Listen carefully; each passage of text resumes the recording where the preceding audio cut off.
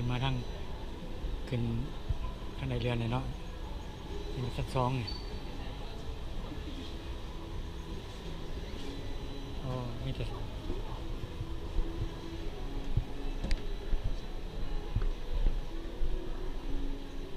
ขายค่ำแถวนี้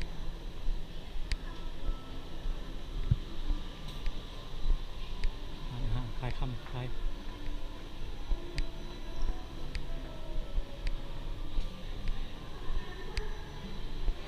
เป็นร้านอาหารเนาะ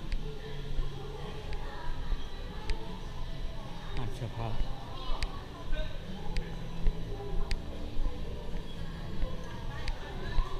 ร้านเสื้อผ้าร้านกาแฟ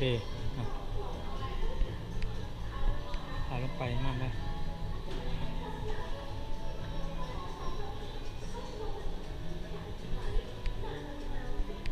คิงสปอร์ตโอหานกีฬา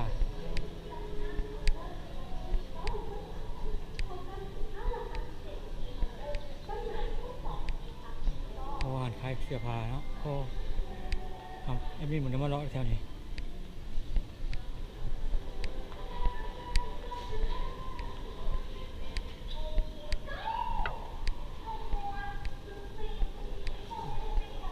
โอ้งามเลย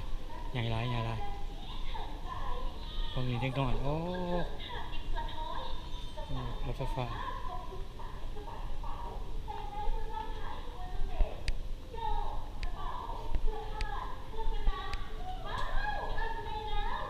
โอ้งามเลยมีชั้น2เนาะ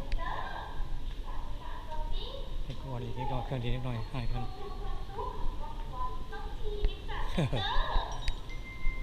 สับสน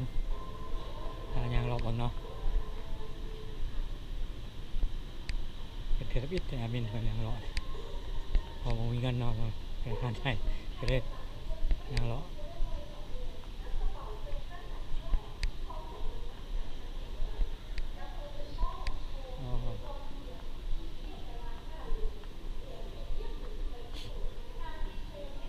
ทำไรใหญ่ไรแต่คนรอผมคนรอน้อยเนาะคนช้อปปิ้งน้อยอาหารใหญ่ไร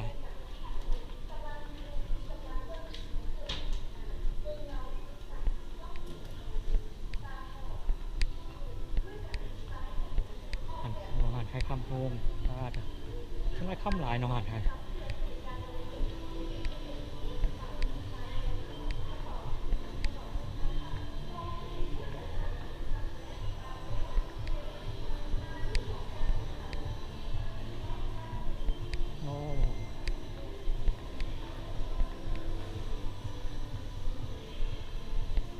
ถ้าเป็นชั้น3ได้ไหมเนี่ย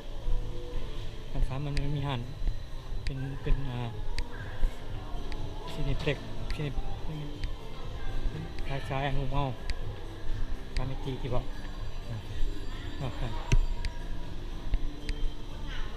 ทำงานการทำเป็นงานการทำ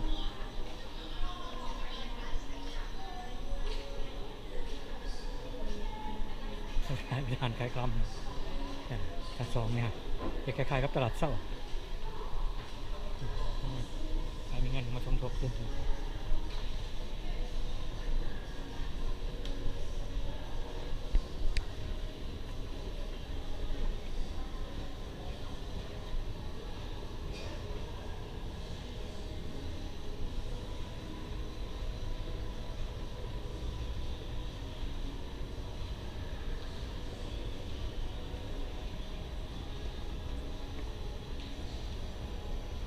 โอ้ทันซีจะเป็นนะ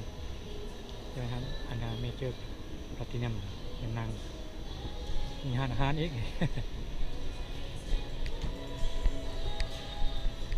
อาหารลายอาหารกันโอ้อาหารตกแต่งอาหารตกแต่งเนาะ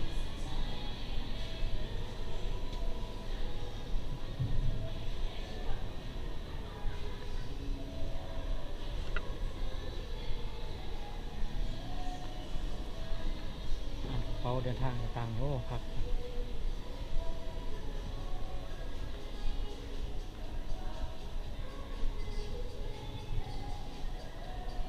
โอ้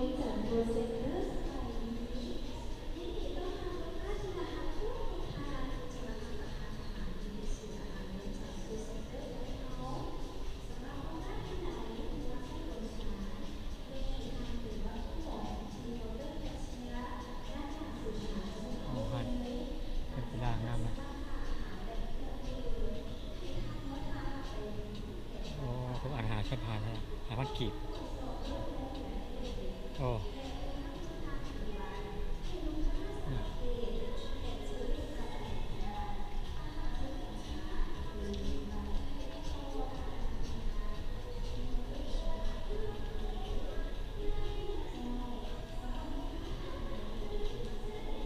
โอ้ห้ามนั่งเด้อ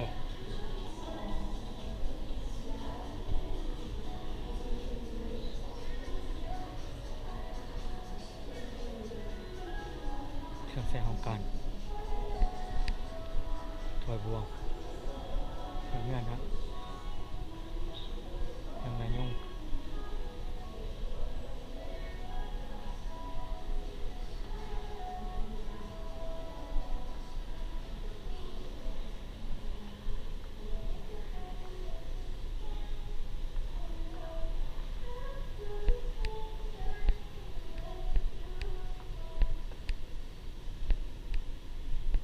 เตียงนอนโอ้เครื่องนอนครบเครื่องเงื่อนนะเดี๋ยวนี้ก็สำหรับเครื่องเงื่อนลายเลยที่นอนเครื่องเงื่อนก็ได้ทางของพ่อมาให้เอาอ๋อ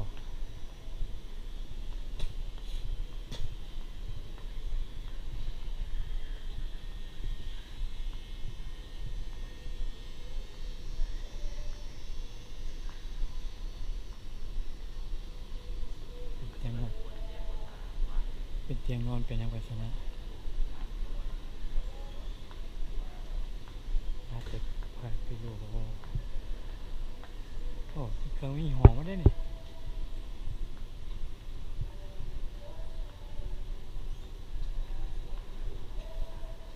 บุกล้าถามราคานะพี่จีแพงไปนะ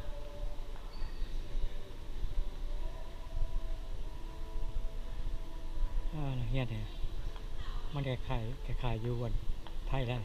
เดี๋ยวของเย็นปุ๊บกัดยี่ห้อของเย็นเขาเลิกเดี๋ยวของเย็นนอนมาอาศัยไอเย็นของทางนี้เลาะของเงี้ยครับมองของเงี้ยกลับไปของเงี้ยสไตล์เดียวกับอยู่ไทย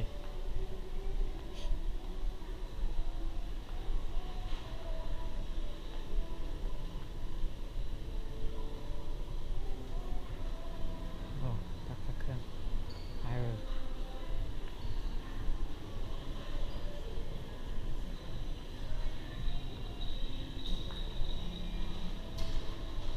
เต็มเลย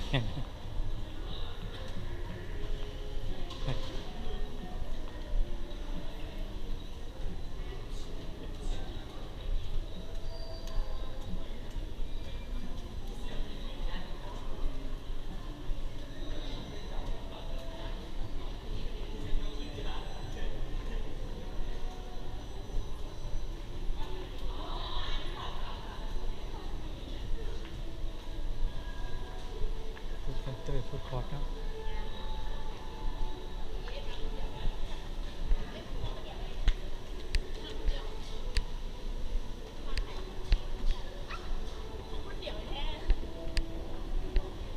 สัตว์อินเตอร์เทนเนี่ยสัต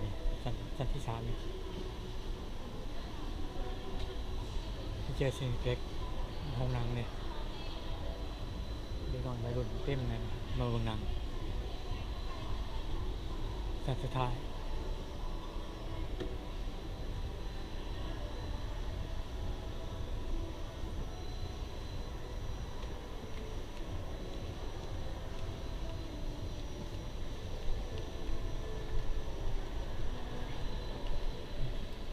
ห้องนัง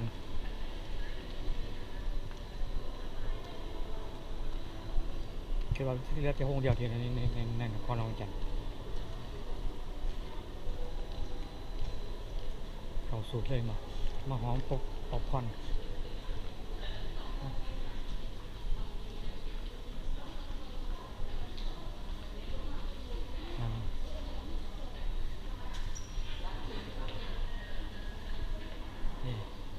เขาบอกพร้อมคล้ายกันก่อน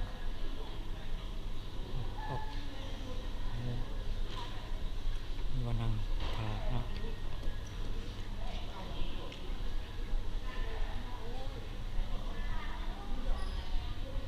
มีวันนั่งถ่ายเป็นที่นี่โอ้ครับมีแต่วัยรุ่นเอาเสาขึ้นสิโพธิ์กายน้ำแล้วไปหมดแล้วเอาออกนี่ที่ว่าลิฟต์ที่ว่าลิฟต์นะคือมานี้มาวันนี้บางนางนี้เนาะถ้าเป็นบอลลีเกมแรงเราเล่นเกมเล็กน้อย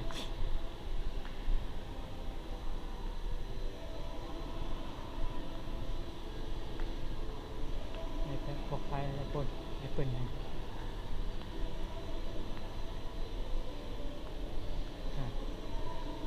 ร้านที่เล่นเกมเล็กน้อยที่เล่นเกม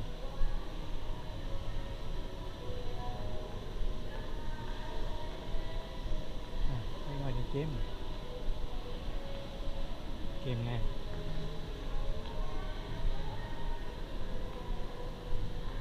เล่นเกมเล็กน้อยโอ้บอลแทนเทควันโด